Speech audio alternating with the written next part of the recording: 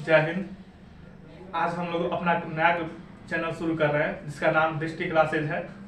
इसके तहत हम लोग आज हिंदी और इंग्लिश और मैथ इत्यादि सब्जेक्टों का पढ़ाई करेंगे। तो आज हम सबसे पहले इंग्लिश क्लास शुरू करते हैं जिसमें हम लोग ग्रामर के बेसिक्स के बारे में जानेंगे। तो सबसे पहले हम जानेंगे कि ग्रामर होता क्या है। तो इसके लिए हमें जानना है कि ग्रामर क्या होता है। ग्रामर तो अगर सिंपली कहा जाए तो ग्रामर वह माध्यम है जिसके द्वारा हम लोग अंग्रेजी भाषा को पढ़ना, लिखना और बोलना सीखते हैं। यानी कि अगर हम कहें तो कि grammar is the medium by which we learn how to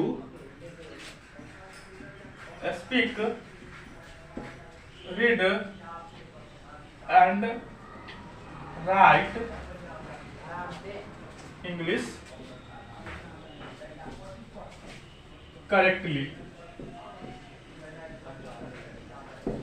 यानी कि कहने का मतलब कि ग्रामर वह माध्यम है जिसके द्वारा हम यह सीखते हैं कि हम अंग्रेजी को कैसे शुद्ध पढ़ना, लिखना और बोलना जान सकते हैं। यानी कि ग्रामर ही वह माध्यम है जो हमें सिखाएगा कि हम कैसे अंग्रेजी को बोल सकते हैं, पढ़ सकते हैं और लिख सकते हैं। इसके तहत हमें ग्रामर के अलग अलग भागों को पढ़ना होगा। ग्रामर जो पूरा इंग्लिश लैंग्वेज है उसके ग्रामर को अलग अलग भागों में बांटा गया है जिसके तहत हम पढ़ेंगे टाइप्स ऑफ ग्रामर।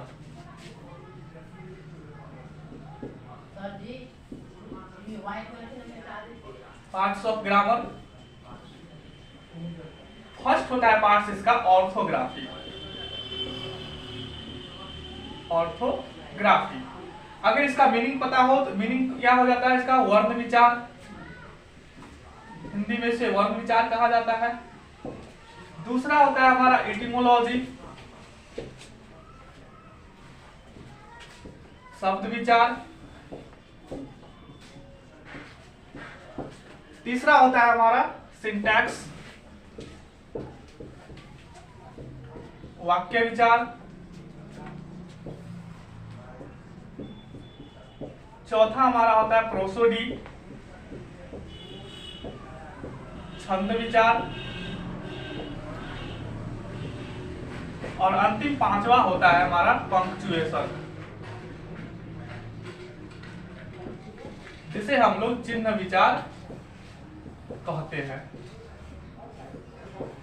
इस प्रकार से ग्रामर को 5 भागों में बांटा गया है: ऑर्थोग्राफी, एटिमोलॉजी, सिंटैक्स, प्रोसोडी। और सबसे पहले जानना है कि ऑर्थोग्राफी क्या होता है। तो ऑर्थोग्राफी का मतलब है वर्ण विचार। वर्ण विचार कहने का मतलब जिसके वह ग्रामर का वह भाग जिसके तहत हम लोग इंग्लिश भाषा के लैंग्वेज के लेटर्स के बारे में जानते हैं। लेटर्स यानी कि अक्षर। तो अगर कहा जाए तो इंग्लिश भाषा में लेटर्स कितने होते हैं? तो सबसे पहले हम लोग पढ़ रहे हैं ऑर्थोग्राफी के बारे में। ऑर्थोग्राफी में हम लोग सबसे पहले क्या पढ़ेंगे? तो लेटर्स के बारे में। लेटर्स को हम लोग क्या कहते हैं? वर्ण कहते हैं या अक्षर कहते हैं।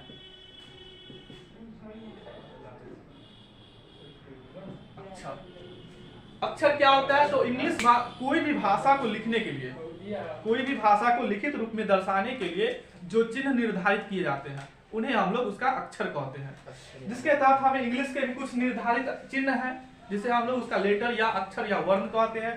तो इंग्लिश भाषा में, इंग्लिश लैंग्वेज में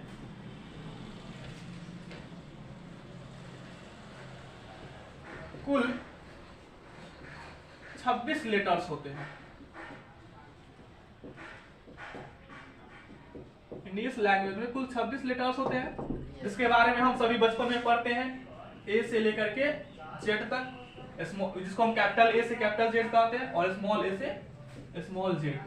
ए से लेकर के जेड में कुल 26 अक्षर होते हैं जिन्हें हम इंग्लिश लैंग्वेज का अल्फाबेट कहते हैं। यानी कि अगर कहा जाए तो अल्फाबेट जो होता है जिसको हम हिंदी में वर्णमाला भी कहते हैं, तो अल्फाबेट कौन होता है, कहां से कहां, तो ए से लेकर के जेड तक होता है, जिसमें टोटल कितने लेटर्स होते हैं, 26 लेटर्स होते हैं। यही अंग्रेजी भाषा के अल्फाबेट कहलाते हैं। और इसी 26 अक्षरों से मिलकर के इंग्लिश भाषा के प्रत्येक वर्ड, सेंटेंस इत्यादि सभी चीज निर्माण किए जाते हैं। अब इन अल्फाबेट को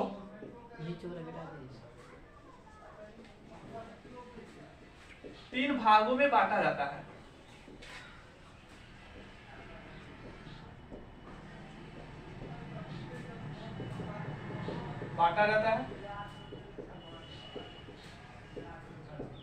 पहला जिसे हम कहते हैं